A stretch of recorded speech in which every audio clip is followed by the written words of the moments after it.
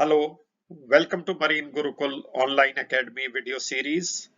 We are pleased to present this video 2 on Colregs, wherein we shall discuss Rule 1 titled Application. Rule 1 Application, as the name suggests, this rule is to define the scope of who all do the Colregs apply to and where do the Colregs become applicable. Rule 1 is divided into 5 parts, 1A to 1E. We shall have a look at each one of these individually. Rule 1A. These rules shall apply to all vessels upon high seas and in all waters connected therewith, navigable by sea-going vessels. Comes across as a very simple, straightforward rule. Yes, it's simple, but it has few important words and phrases, the meaning of which needs to be clearly understood. The first one is these rules. What do we mean by these rules? These rules means the Colregs itself. These rules are the Colregs themselves. Shall apply in the context of these rules means these rules are to be compulsorily followed or they mandatorily apply. The next word, important word, is all vessels. As far as the word vessel is concerned, it's defined in Colregs Rule 3A itself. And if we put that definition in simple terms, it includes every description of watercraft used or capable of being used as a means of transportation on water.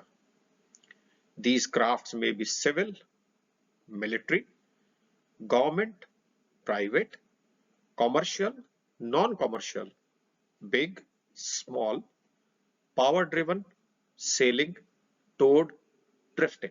That means any type of watercraft which is capable of being used as a means of transportation on water, as far as Colregs are concerned, would be deemed to be a vessel under the meaning of Colregs.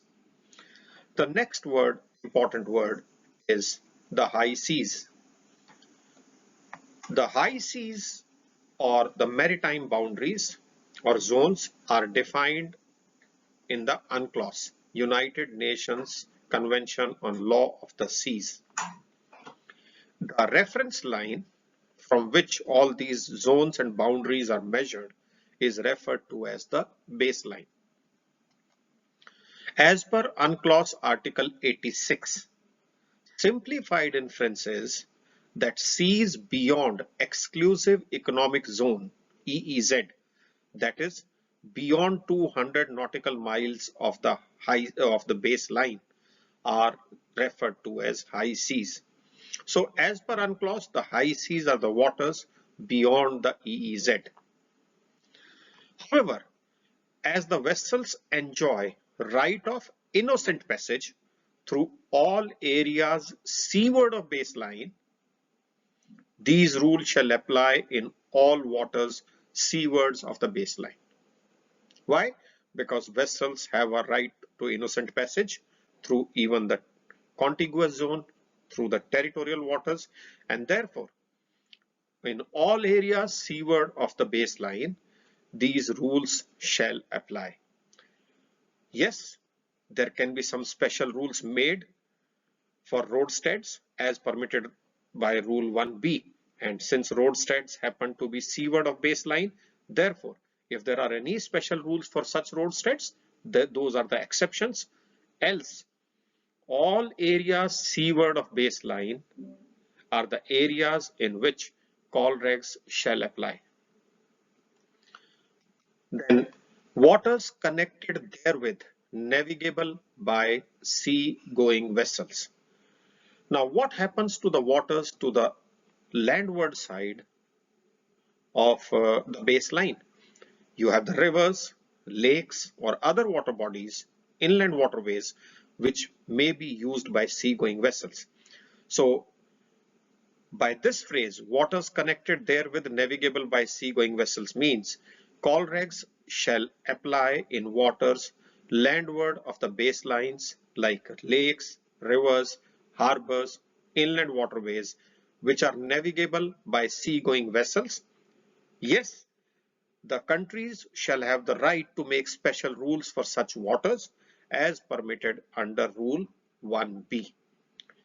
So, to sum it up, these rules shall apply to all vessels as defined in Colregs. These rules shall apply in all waters which are navigable by sea-going vessels, whether high seas or connected with the high seas that are navigable by sea-going vessels. Yes, as we shall see in the following parts of the same rule, there shall be some exceptions where the concerned countries shall have the rights to make the special rules. Rule 1B. Nothing in these rules shall interfere with the operation of special rules made by an appropriate authority for roadsteads, harbors, rivers, lakes, or inland waterways connected with high seas and navigable by sea-going vessels. Such special rules shall conform as closely as possible to these rules.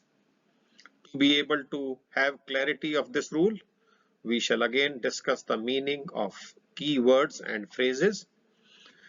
Obviously, these rules here imply the call regs. Special rules are any related rules made which are already not contained in the call regs. So those rules shall be dealt with as special rules. Who can make these special rules? Appropriate authority. Appropriate authority of the area for which special rules are being framed is the controlling authority of that area that is appointed or designated under the law of that country. Roadsteads are the open anchorages used for anchoring of ships or light dredge operations. That means loading and discharging of cargo into barges at anchorage. Obviously, these roadsteads are on which side of the baseline? They are on the sea side of the baseline. Therefore, as far as roadsteads are concerned, these are exceptional areas towards the seaside of the baseline where special rules can be made under Rule 1B of the Colregs. These would be seaward of the baseline, obviously, implying special rules are also permitted for roadsteads within the territorial limits of the country. That means to the seaward of the baseline, but within the territorial limits.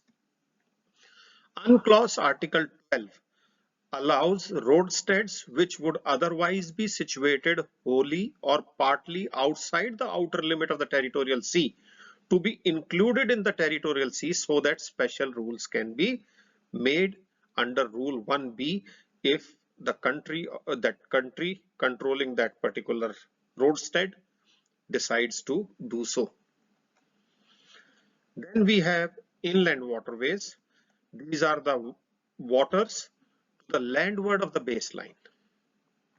And just to understand, in India, the inland waterways activities are governed by a special act known as the Inland Waterways Act of India, and the controlling authority of inland waterways in India is IWAI, Inland Waterways Authority of India. Shall conform as closely as possible to these rules. Why should the special rules conform closely to these rules? Obviously, it is to avoid any rapid increase in different rules pertaining to same or similar aspect of vessel operation. You would not like contradicting rules, numerous additional rules. So you would like the special rules which may be made, but they should be as closely made, or they should conform as closely as possible to the existing call regs. For such special rules, where can you get information from? The seafarer must consult the sailing directions or the pilot books as we call them, guide to port entry, or any other such relevant publication. So it's the duty of the seafarer to make sure that he finds out if any such special rules are in force in the areas which are enumerated in Rule 1B, that is the roadsteads, harbors, rivers, lakes, or inland waterways that are connected with high seas and navigable by sea-going vessels. Rule 1C. Nothing in these rules shall interfere with the operation of any special rules made by the government of any state with respect to additional station or signal lights, shapes or whistle signals for ships of war and vessels proceeding under convoy, or with respect to additional station or signal lights or shapes for fishing vessels engaged in fishing as a fleet. These additional station or signal lights, shapes or whistles shall so far as possible be such that they cannot be mistaken for any light, shape or signal authorized elsewhere under these rules.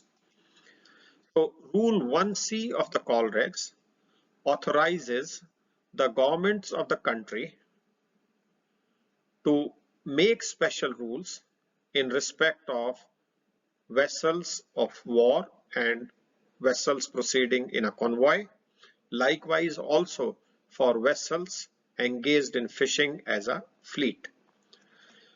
Now, nothing in these rules means Colregs, shall interfere with the operation of any special rules. Special rules means you make rules which are not already contained in the Colregs.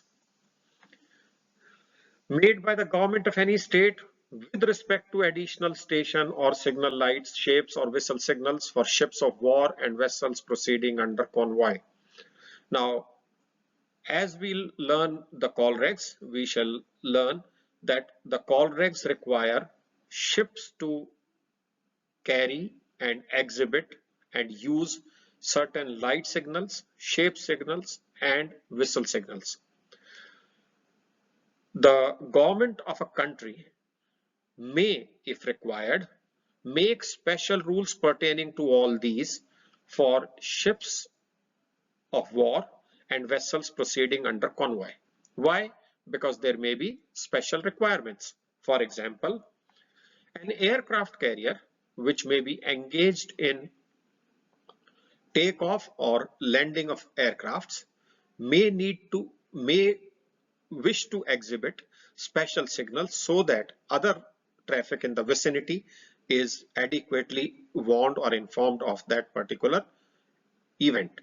So for aircraft carrier, the government of its country may make special rules to have additional stations where they may show additional light signals or shapes, and also there could be additional whistle stations and whistle signals for such aircraft carriers if the government of that country so desires. Submarines are usually fitted with amber quick flashing light above or abaft of their main masthead light. Now this light is not mentioned anywhere in the Colregs. So if this light is permitted by the government of that country, this will be an additional station, light station, and an additional light. This additional light is used as an aid to identification. Also, if we talk of vessels in convoy, we know that ships, when they transit Suez Canal, they transit in a convoy. What is the controlling authority of the Suez Canal? It's the Suez Canal Authority, and Suez Canal Authority has framed special rules for vessels transiting Suez Canal and which obviously transit in a convoy.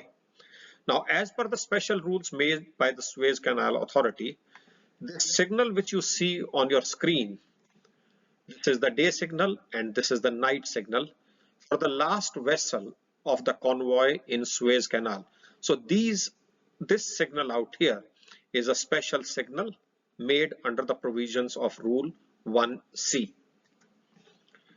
With respect to additional station or signal lights or shapes for fishing vessels engaged in fishing as a fleet. Now, please pay attention here. For ships of war and vessels under convoy, the government had the authority to make special rules also in respect of whistle signals. But when it comes to fishing vessels, the authority to make special rules is limited to only additional station, signal lights or shapes, and not the whistle signals. So please pay attention to this fact that for fishing vessels under Rule 1C, special rules cannot be made pertaining to whistle signals. Secondly, such special rules, if made, shall apply only to the vessels when they are engaged in fishing as a fleet. That means when they are engaged in the fishing activity as a group, in combined activity as a group. Now, Annex 2 of the Annex 2 of the Colregs has laid down special rules or had laid down rules to be complied with by the vessels engaged in fishing in close proximity. Now, we have two terms here: engaged in close proximity, fishing in close proximity, and fishing as a fleet. Now, all vessels, when they are engaged in fishing as a fleet, obviously they are operating in close proximity. So to such vessels, Annex 2 rules shall apply. At the same time, if the government of that country wishes, they can make special rules also for such vessels. However, if the vessels are only fishing in close proximity but not fishing as a fleet, then the rules, if made under 1C, they shall not be applicable to such vessels. To sum it up, every vessel which is engaged in fishing as a fleet is obviously fishing in close proximity, to which Annex 2 rule shall apply, and also the government has the right to make special rules if they feel the necessity. However, every vessel which is engaged in fishing in close proximity need not be every time engaged in fishing as a fleet. So reverse is not going to be always true. So fishing vessels engaged in fishing as a fleet are also fishing in close proximity, but all vessels fishing in close proximity need not necessarily be fishing as a fleet. Now, such special rules shall so far as possible be such that they cannot be mistaken for any light, shape, or signal authorized elsewhere under these rules.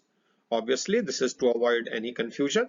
So the special rule shall not be so similar to any such requirement that is already contained in the Colregs, so as to eliminate any scope of confusion or mistake between the rules contained in the Colregs and the special rules framed under Rule 1C of the Colregs.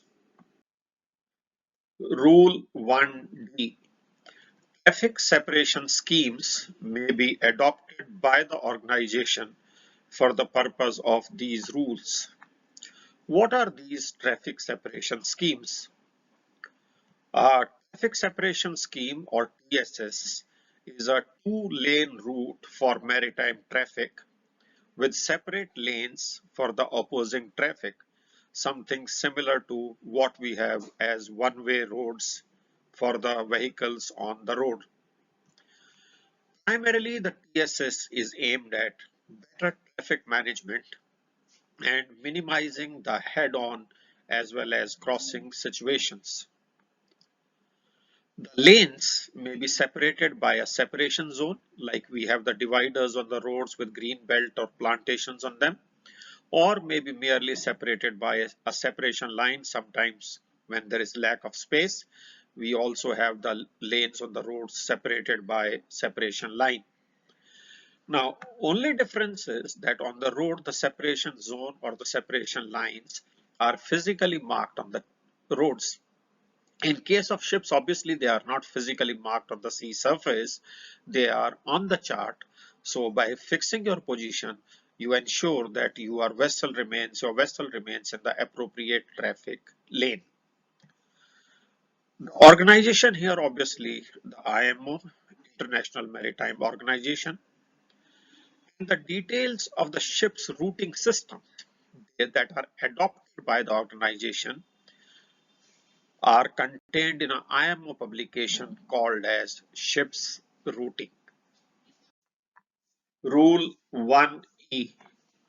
Whenever the government concerned shall have determined that a vessel of special construction or purpose cannot comply fully with the provisions of any of these rules with respect to number, position, range, or arc of visibility of lights or shapes, as well as to the disposition and characteristics of sound signaling appliances, such vessel shall comply with such other provisions in regard to the number, position, range, or arc of visibility of lights or shapes, as well as to the disposition and characteristics of sound signaling appliances, as her government shall have determined to be the closest possible compliance with these rules in respect of that vessel. Now, this has two distinct parts. One, the vessels which, because of their special nature, are not able to comply with certain things like range, arc, location of lights and sound signaling appliances, etc. Now, let's have such examples. Now, as per Colreg Rule 21A, masthead light means a white light placed over the fore and aft center line of the vessel. However, in aircraft carriers, the main deck superstructure, that is the island on the main deck, is off the center line to facilitate the airstrip for aircraft takeoff and landing. Thus, the positioning of the masthead light on center line cannot be complied with. Let's have another example. As per Colregs Annex 1 Para 2G, the side lights of a power-driven vessel shall be placed at a height above the hull not greater than 3/4 of that of the forward masthead light. Now, in case of submarines, you may have problem in complying with this requirement. So the second part of the rule comes handy in such cases whereby the vessel shall meet such requirements as determined by the government of the contracting state, and they shall be as close to these rules as possible, keeping in mind the special circumstances of the case. So in case of aircraft carrier, the government may allow the masthead light of such aircraft carriers to be positioned off the center line.